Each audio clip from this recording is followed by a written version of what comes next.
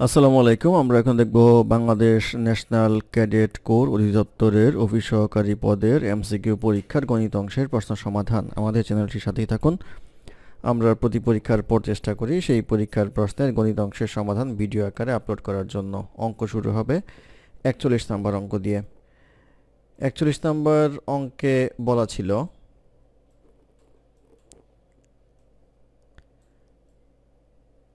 ৬ অঙ্কের ক্ষুদ্রতম সংখ্যা এবং ৪ অঙ্কের বৃহত্তম সংখ্যার অন্তর্গত। তো ৬ অঙ্কের ক্ষুদ্রতম সংখ্যা হচ্ছে ১-এর পরে ৫টা সংখ্যা যেটা থাকবে সেটা থাকবে হচ্ছে ০, আর ৪ অঙ্কের বৃহত্তম সংখ্যা হচ্ছে ৪টা ৯।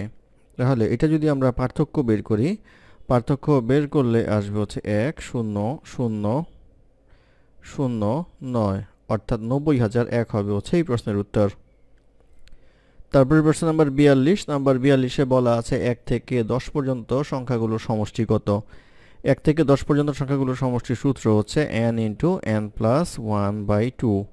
তাহলে n এর মান হচ্ছে এখানে ১০, ১০ + 1/2 ইকুয়ালস আসবে হচ্ছে ৫ × 11 ইকুয়ালস আসবে হচ্ছে 55, অর্থাৎ ৫৫ হবে হচ্ছে যোগফল। এটি হবে এই প্রশ্নের উত্তর। তারপরে প্রশ্ন নাম্বার ৪৩। ৪৪-এ বলা আছে ভাজক ভাগফলের ১০ গুণ, ভাজক ০.৫ হলে ভাজ্য কত। তো এখানে দেওয়া আছে হচ্ছে ভাজক ইকুয়ালস হচ্ছে ০.৫। তাহলে ভাগফল বলা হচ্ছে ভাগফলের ১০ গুণ হচ্ছে ভাজক, তাহলে এটাকে ১০ দ্বারা ভাগ করতে হবে। তাহলে আসবে হচ্ছে ০.০৫। আমাদের বের করতে হবে হচ্ছে ভাজ্য। ভাজ্য ইকুয়াল টু হচ্ছে ভাজক ইন্টু ভাগফল। তাহলে আসবে হচ্ছে ০.৫ ইন্টু ০.০৫। এটা হিসাব করলে পাওয়া যাবে হচ্ছে ০.০25। এই ০.০25 হবে হচ্ছে এই প্রশ্নের উত্তর। তারপরে নাম্বার ৪৪। নাম্বার ৪৪-এ বলা আছে ১ থেকে ৩০ পর্যন্ত কয়টি মৌলিক সংখ্যা আছে। তো এটা বিভিন্ন বইতেও আপনারা আছে, এটা মুখস্থ করে নেবেন। ৪ ৪ ২ ২ ২ ৩ ২ ৩ ২ ১। এটা হচ্ছে ১ থেকে ১০, এটা হচ্ছে ১১ থেকে ২০, এরকম এটা ৩০ পর্যন্ত, ৪০ পর্যন্ত, এইভাবে। তো আমাদের লাগবে হচ্ছে ৩০ পর্যন্ত। তাহলে একটা, দুইটা, তিনটা স্লট আমরা নিব। তাহলে ৪ + ৪ + ২ ইকুয়ালস আসবে হচ্ছে ১০টা, অর্থাৎ মৌলিক সংখ্যা হবে হচ্ছে ১০টি ১ থেকে ৩০-এর মধ্যে। এটি হবে এই প্রশ্নের উত্তর। তারপরে প্রশ্ন নম্বর ৪৫। ৪৫-এ বলা আছে √১ + √১ এর বর্গ কত। তো √১ + √১ এর বর্গ মানে হচ্ছে √১ + ১, এরকম। তো এটার বর্গ করলে √১ কে করলে ১ পাওয়া যায়, এই ১ কে করলে ১ পাওয়া যায়, আসবে হচ্ছে ২ স্কোয়ার ইকুয়ালস আসবে হচ্ছে ৪। এই ৪ হবে হচ্ছে এই প্রশ্নের উত্তর। তারপরে প্রশ্ন নম্বর ৪৬। ৪৬-এ বলা আছে ৫ জন সদস্যের একটি সমিতির প্রত্যেকেই সদস্য সংখ্যার ৫ গুণ করে চাঁদা দিলে চাঁদার পরিমাণ কত হবে।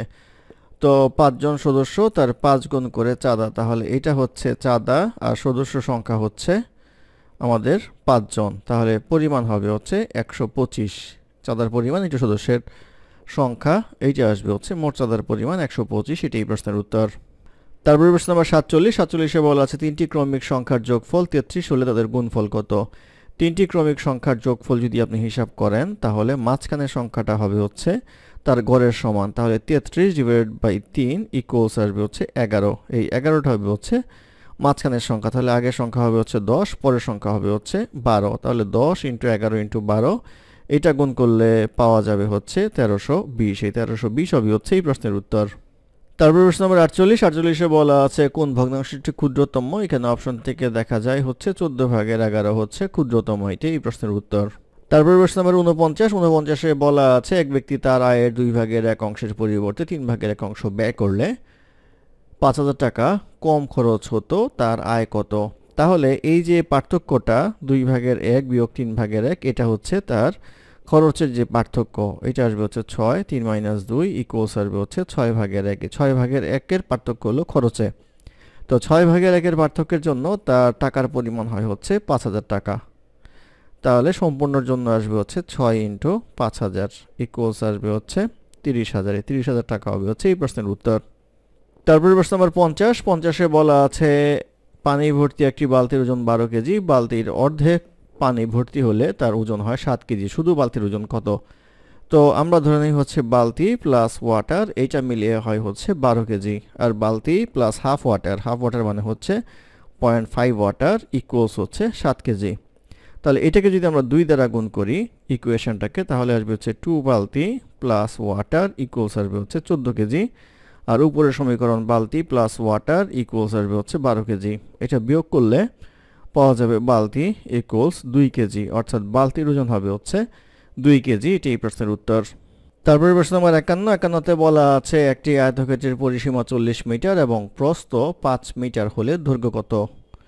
তাহলে আমরা জানি হচ্ছে দৈর্ঘ্য যোগ প্রস্থ ইন্টু 2 ইকুয়ালস হচ্ছে আমাদের 40 মিটার, বা দৈর্ঘ্য প্লাস প্রস্থ ইকুয়ালস হচ্ছে 20 মিটার।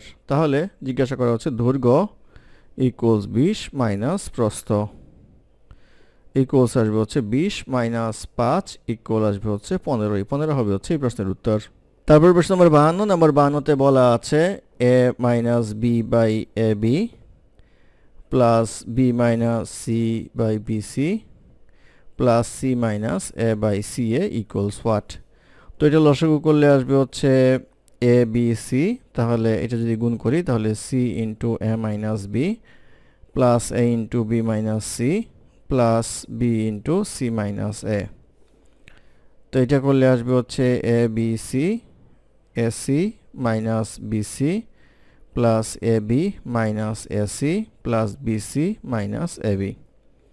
তো এটা কাটা, বিসি বিসি কাটা, এসি এসি কাটা, আসবে হচ্ছে 0 by A B C equals আসবে হচ্ছে 0। এটি হবে নির্ণয় মান। এটি এই প্রশ্নের উত্তর। তারপর প্রশ্ন নম্বর 53তে বলা আছে উৎপাদককে বিশ্লেষণ করুন x square plus x minus 20। তো 4 5 20 plus 5x minus 4x minus 20। X common নিলে আসবে হচ্ছে এক্স প্লাস 5 মাইনাস 4 কমন নিলে আসবে হচ্ছে এক্স প্লাস 5। এইটা আসবে হচ্ছে x plus 5 into x minus 4। তাহলে x plus 5 into x minus 4 হবে হচ্ছে নির্ণয় উৎপাদক বিশ্লেষণ। এটি প্রশ্নের উত্তর। তারপর প্রশ্ন নম্বর 54তে বলা আছে 8 12 36 72 144 এর লসাগু কত? তো 144কে দেখেন 72 দ্বারাও ভাগ করা যায়, 36 দ্বারাও ভাগ করা যায়, 12 দিয়েও ভাগ করা যায়, 8 দিয়েও ভাগ করা যায়। সেই ক্ষেত্রে 144 হবে হচ্ছে লসাগু। এটি এই প্রশ্নের উত্তর। তারপরে প্রশ্ন নম্বর 55তে বলা আছে একটি কোণের দ্বিগুণ 60 ডিগ্রি হলে তার পূরক কোণ কত? তো কোণের দ্বিগুণ যদি 60 ডিগ্রি হয় তাহলে কোণটা কত ডিগ্রি হবে? কোণটা হবে হচ্ছে 30 ডিগ্রি। 30 ডিগ্রির পূরক কোণ বের করতে গেলে 90 ডিগ্রি থেকে আমরা 30 ডিগ্রি বাদ দিব, আসবে হচ্ছে 60 ডিগ্রি। 60 ডিগ্রি হবে হচ্ছে পূরক কোণের মান। এটি হবে এই প্রশ্নের উত্তর। ধন্যবাদ আমাদের সাথে থাকার জন্য। আমাদের চ্যানেলটি ভালো লাগলে অবশ্যই সাবস্ক্রাইব করবেন, লাইক কমেন্ট এবং শেয়ার করবেন। আমাকে কোনো সমস্যা থাকলে আমাদের কমেন্টে জানাবেন, আমরা চেষ্টা করব কমেন্টের রিপ্লাই দেওয়ার জন্য। ধন্যবাদ।